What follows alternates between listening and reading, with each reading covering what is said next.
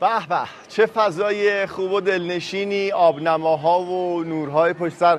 استاد ملکزاده عزیز اینجا هستن، آقای مجید ملکزاده، کسی که هنر مشبک‌کاری به شکل بسیار ویژه و عالی در نهایت خودش رو من دارم اینجا روبروی خودم میبینم که ایشون انجام میدن. حال شما چطوره؟ الحمدلله خیلی خوبه. خوبی؟ خوشحالم شما رو از نزدیک دیدم، آشنا شدم باهاتون. تشکر از لطفتون، ممنونم.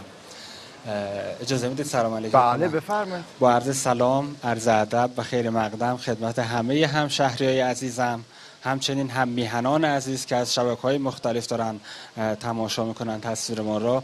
خیلی خوشحالم که در اختتامیه هفته نکوداشت اصفهان در خدمت شما هستیم و این هنر غریب را اومدیم تا اندکی معرفی کنیم.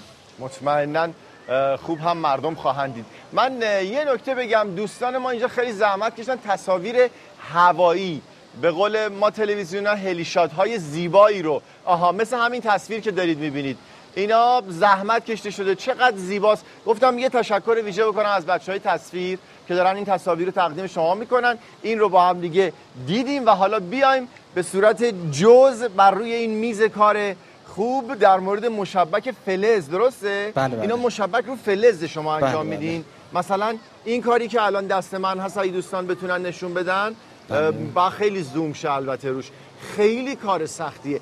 همش هم با دست انجام شده. دقیقاً. الان دستگاه‌های برش لیزر آمده که این کارا رو انجام میده، اما ارزشی که این کار داره مطمئنا اونها ندارن. الان دارن میبینن مردم، این برقش هم دلنشینه.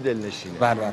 خب بفرمایید در موردش. عرضم خدمت شما که این فلزی که الان مشاهده میکنید قطرش 1 ربع هست. 1 ربع یعنی 1 میلیمتر 1 میلیمتر ربع به میلیمتر. بله.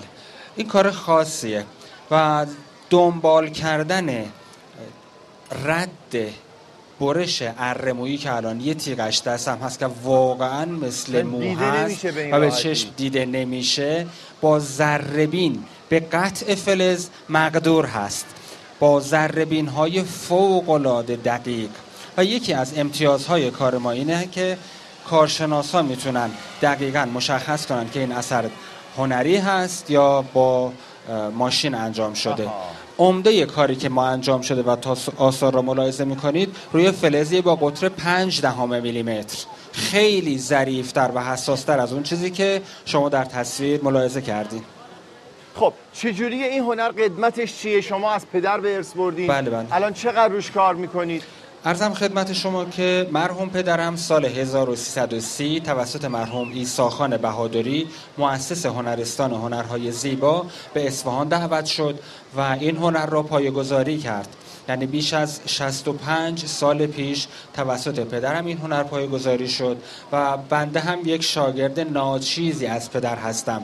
نگذاشتم چراغ هنر پدر رو به خاموشی بره، اگرچه که جوانها استقبال نمی‌کنن به علت زود بازده نبودن، قیمت بالا و هزینه بر بودن مواد اولیه استقبالی نمیشه. حداقل کاری که کردم اینه که با رویکرد جدید اون چراغ خاموش نشه.